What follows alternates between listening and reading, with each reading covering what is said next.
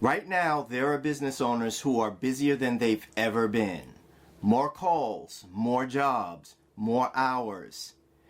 Yet still, they're no further ahead than they were a year ago. If that's you, I need you to hear this. Being busy is not the same thing as being in control. In the next 20 minutes, I'm going to show you the difference between a business owner who's actually driving their business and in control of it, and one who's simply a passenger riding along.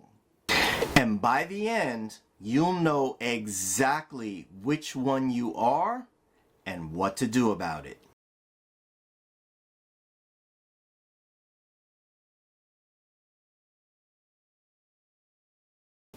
I've built my own business through trial and error and expensive mistakes. Oh yes, believe me when I tell you, as a business owner, I have experienced incredible heights of success. And I've also experienced the soul-crushing lows that come from crashing and finding out that you made a mistake or it just didn't work out the way you thought. Now, I sit across from 6- and 7-figure business owners every week who are experiencing incredible success in what they do. They're experts in their field, at the top, and yet they don't know what's going on in their business. I sit across from business owners who can't break away to have a lunch. They can't leave to go on vacation. They've got tons of money coming through the door on one end, and then on the other end, it's going out just as fast, and they have no clue where it's going. All of this, my own personal experience and my experience working with business owners of all types, has taught me some valuable lessons, and I'm about to share some of the most important ones with you. So this isn't theory. I'm talking actual facts. I see it every week.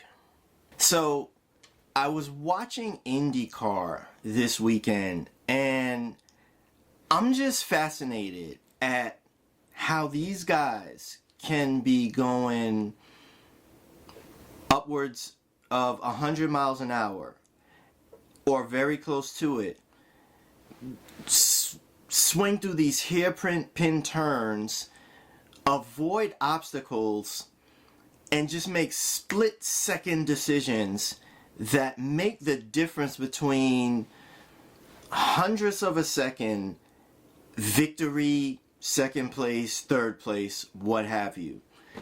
And I started thinking to myself, running a business is really like being an Indy driver. Like, stuff is coming at you so fast, and you have to make so many decisions, and you got to be on your game, or you will have one of two fates. Number one, an obstacle will appear suddenly in the road, and you'll overcorrect and end up in the wall. Or the obstacle will appear in the road and you will undercorrect and bam, slam right into the obstacle. It will take you out. In today's business world, you don't have time to sit and think and ruminate, meditate, whatever the situation may be. You got to act fast. The reason why you got to act fast is because while you're deciding whether or not you should do this thing, the other guy who's less qualified than you, less well-spoken than you, less capable than you, is already eating your lunch.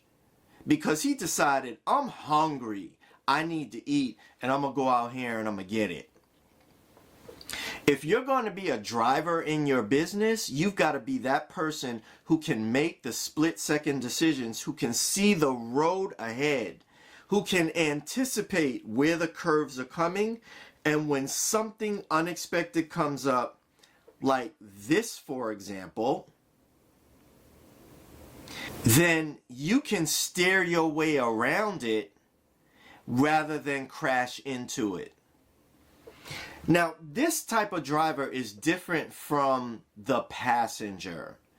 The passenger in their business is like the dude who's just sitting in the back seat of his Uber and he's scrolling on his phone, doesn't have his seatbelt on or anything like that. And then the driver makes a sudden turn. He or she is sitting in the back seat reacting like this, like, oh my God, what do I do now? By the time the driver is swerving to miss something or avoid an accident, it's already too late for you. The decision's out of your hands. You're reacting at this point. And again, when you're reacting, the business owner who's out there driving actively, making those decisions like a professional F1 IndyCar driver, is already eating your lunch. He's down the track, he's gone, you're eating his dust. She has left you behind. She's already chilling on the beach, enjoying the fruits of her labor, and you're still picking your way through the obstacles that they've already shot past and left in their dust. So what all of this means is most owners think that because they're busy, they're actually driving their business. They're making progress. They're getting ahead, when nothing could be further from the truth. You can be busy doing a lot of things. Like, you see a duck floating on a pond and he's going along like this, but underneath his feet are doing this and he's moving forward. But some people are like a hamster in a wheel and they're doing a lot. They got the activity going, but they're not getting anywhere.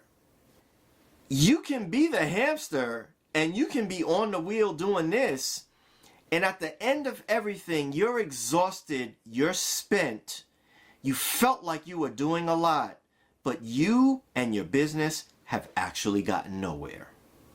So with all of that being said, let me share with you 3 signs that you are actually a passenger in your business and not a driver, and this is why your business is suffering. Let's go to the first one. Passenger behavior number 1, reactive marketing.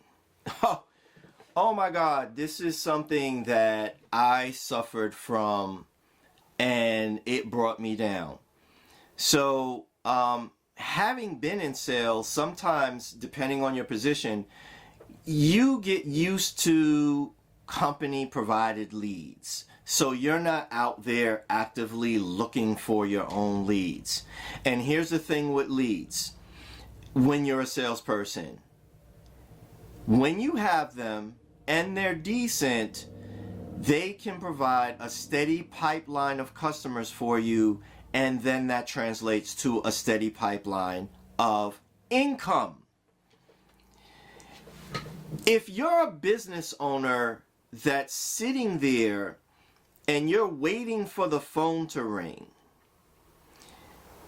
you're not doing outreach, you're not really going to have a steady stream of income. I don't care what kind of business you're in. The people out there have got to know that you exist. You can be the greatest at what you do. Like, for instance, you can be expert at putting together videos and branding for businesses and marketing for them and showing them how to brand themselves and present themselves as a professional entity, someone of knowledge, a thought leader in their field. You could be the best at that. However, if no one knows what you do or that you even exist, They're not going to magically conjure up your phone number and give you a call. You've got to be proactive with bringing those leads in the door. Anything else is just being reactive. So you're sitting there, you're waiting for the phone to ring, and so what your business is subject to is huge swings in income. Every once in a while, you might get a client and your income goes up. Then you have these dry periods. It's the feast or famine thing where you've got no business coming in. Being reactive in your marketing creates that result. Being proactive means you have a system in place where you are actively putting your name out there, you're letting people know what you do, and you have a clear call to action, CTA. When you think of me and you have this problem, this is what you do next. And you pick up the phone, you call me, you go to my website, you book an appointment, you order this from me on my website. Whatever that call to action is, you have clearly laid out that there's only one decision to make when they have this problem. That decision is to come to you and to get your solution. But you've got to be proactive in going out there and letting people know that you exist, that you have this incredible solution for their problem, and you are the single best person to solve that problem for them. So at the end of the day, if your business depends on the phone ringing, outside of you making it ring, then you're not driving, you're a passenger. And your car is headed for a pothole, and it's going to end in disaster for you. Passenger behavior number 2, not knowing your numbers. Man, I can't stress this enough. You have got to know your numbers. There was a study done, I believe it was Harvard, that showed that business owners who know their numbers were 20% or more profitable than their peers who did not know their numbers. There is something about knowing your numbers, and I discovered this in my own personal finances, and this is why my philosophy sticks. Your business cannot exceed your personal mastery of your own finances, your own personal relationship with numbers. That's going to bleed into your business. When I got serious about not being scared to open up mail and look at what I owed, not being afraid to check my bank account and see how much money is in there, that's when money actually started to flow. Why? Because I was conscious of what was there and what was needed. I understood this bill was coming due at this time. I needed that, so I needed to get moving on this to generate this income. Or I needed to set this amount of money aside so that it would be there when that expense came along. Knowing your numbers creates an awareness of the health of your business that moves you to be proactive and act on the problem areas that those numbers reveal, and also look for opportunities to improve the numbers where you're already doing well. So, for instance, your income is swinging wildly from month to month, but you can't figure out why that's happening. Drilling down into your numbers gets to the bottom of that problem. I have come across 7-figure plus business owners who have incredible businesses. They are great at what they do. Customers are coming through the door, but they're bleeding money out the back door because they don't understand that they're spending money on a program, a application, a software, an expense that they don't even need anymore. And the money's going right out the door. Or Because they're not aware that they do this thing, and just with a slight pivot, they could serve this market in this way and 10x their income. But none of that comes when you think, oh, I've got all of this money coming in and I don't need anything. Boy, let me tell you something. Clarity with your numbers gives you cash flow. I've said this before. Clarity creates cash flow. If you don't know your numbers, you're a passenger just drifting down the highway of your business life, and you're headed for a pothole that's called broke, and it's going to cripple your business car, and you're not going anywhere after that. That brings us to passenger behavior number 3, and that is letting the market dictate your decisions and your income. I've spoken on this before, and I'll give you my personal example. I remember when I first got started doing this, I was nervous about charging $25 an hour. And then I got scared about bumping it up to $40 an hour. And I remember this client I had, and she said to me, Forrest, you need to charge more. Your peers, other people out there, are charging way more than you do, and it speaks to your value, and it speaks to your ability to sustain your business. And I remember after I had that conversation with her, how nervous I was about raising my price to $100 an hour. I was charging by the hour back then. And then I raised it to $150, and then I raised it to $200. And each step of the way, I was nervous about people saying no. But I kept doing that until eventually I was able to give a price several $1,000s and not blink. And either the person went for it or they didn't. Either your customer is going to see your value or they're not. But I'm telling you, being intentional about your pricing, your positioning, and your offers puts you in the driver's seat of your business. You are now no longer a reactive passenger in the back seat, letting all the other business owners around you who you think are your competition and you think are better than you dictate what you charge in your business. Or worse yet, letting customers dictate what you charge in your business. Oh, I think that's a lot. And then you immediately like, well, maybe we can work something out. I could give you a discount. Can I get you a discount? At that point, they're in the driver's seat and you're the passenger. And they're deciding whether you eat. They're deciding where you live, what you wear, where your kids go to school. All of that. Don't let your customers or your competition decide your pricing, your positioning, and your offers. When you get clear on those 3 things, you are now in the driver's seat and you are racing down the highway of business like a pro IndyCar driver. Hey, I've just given you 3 passenger behaviors that should be warning lights going off in your brain if you see yourself anywhere here. Why does this matter?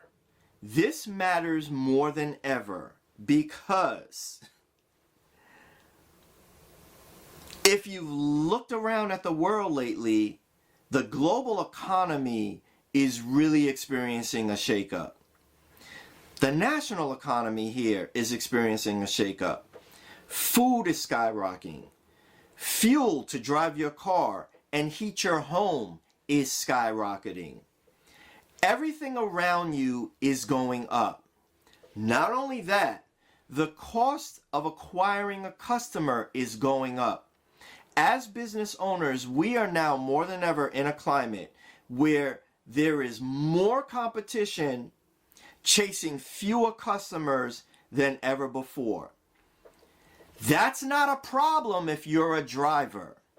See, in good times, a passenger can coast along and just lean out the door and pick up food along the road. That's not a problem then. But in the times that we're living in right now, only the strong survive. Only the intentional pro IndyCar driver types are going to make it through these critical times. If you stay a passenger and you let politicians decide how much money you're going to make, that's how your business will quietly go under. It will sink beneath the waves, it will strangle, it will drive off the road, it will do all of the crazy negative things that will put you out of business.